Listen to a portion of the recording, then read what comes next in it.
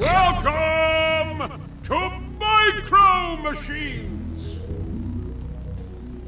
When you think about smoothly drifting a corner at full speed, caught up in the pack, and looking for that sweet spot to break away from the crowd, you probably don't imagine the next corner will have an electric hand mixer that spilled strawberry icing onto the track. Nor do you target the car in front of you ready to deliver swift justice, only to fire foam Nerf darts at his exhaust pipe.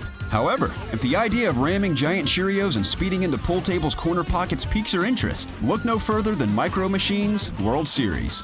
A chaotic blast from the past, Micro Machines World Series is the first we've seen from the oddball racing franchise since its previous title in 2006, featuring a number of the titular toys to race with, each with clever names and sarcastic catchphrases. Unlike traditional racing games, Micro Machines keeps the camera in a strict top-down locked angle, with players having to adjust their steering based on the track and the various hazards. Offensively, the vehicles can pick up one of 3 Nerf weapons during the standard race mode, which adds the nostalgia and childlike mentality of the game, but it could have used a few more options for diversity.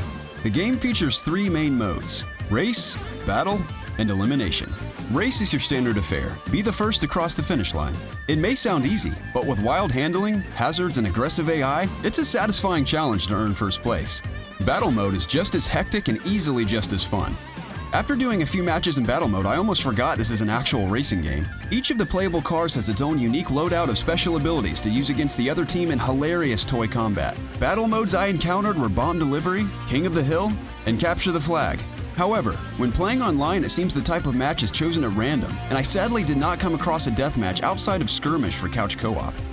Finally, we come to Elimination, which is hands down my favorite experience. Players race with the camera following the lead car. Whoever goes careening over the edge or manages to fall outside the camera meets a fiery end and is out for the round until one driver is left. Based on the order of elimination, you gain or lose progress on a chart at the top of the screen. This can easily be a lengthy match, with a lot of back and forth against other players. It's incredibly satisfying to win even just one round, and a blast to play while relaxing with friends. Every track is set in a larger-than-life location in your everyday home, albeit an incredibly messy one. Players will take their tiny cars and race across the kitchen table, the stove, and a garden, on a pool table, and much more, with great detail put into the environments. In one race, I drove over a Hungry Hippo case, crashed into a Nerf gun, and ran over some green army men, all of which were authentic to their actual product.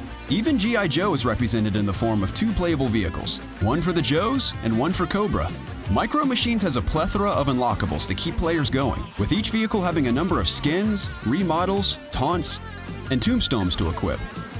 But even with such big personality in both presentation and explosive gameplay, it feels small in a way Micro Machines wasn't intending. Unless players are nostalgic for the property or simply completionists, there isn't much reason to invest serious game hours into a product that comes up short. While the game does offer ranked matches and special events, there's no campaign or Grand Prix mode, and given the creative nature of the game, it's surprising there isn't much in the way of customization.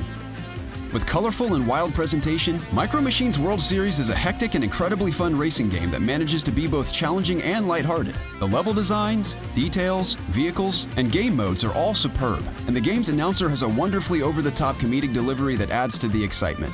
It's a game full of laughs, but like a good joke, the laughter ends. Micro Machines World Series simply doesn't offer enough to players to keep them invested beyond playing it as a party game with those who remember the original toy line from the 90s. The fact that online play requires a paid service on console and still provides only limited options severely hurts what should have been a triumphant return for the tiny toy cars.